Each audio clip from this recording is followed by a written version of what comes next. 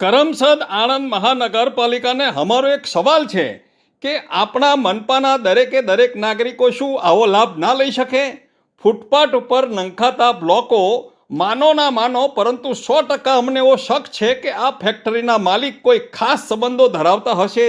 તેના જ કારણે કરમસદ આણંદ મહાનગરપાલિકાના પૂરા વિસ્તારની અંદર જૂના ઉખાડવા, નવા નાખવા, આ ગતિવિધિ ચાલુ જ રહેતી દેખાય છે.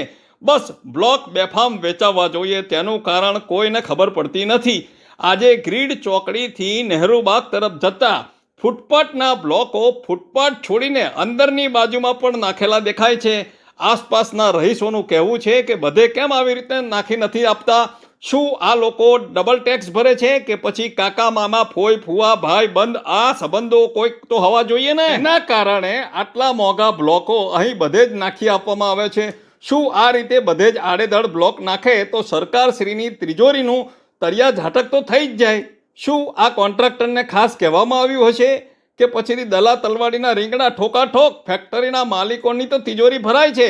સરકારનું જે થવું હોય તે થાય, આ જ નીતિ કહેવાય. થોડામાં ઘણું સમજી જાઓ, બીજું હોય જ શું. આપનો હરીશ બ્રહ્મભટ્ટ. વંદે માતરમ. ભારત માતા કી જય.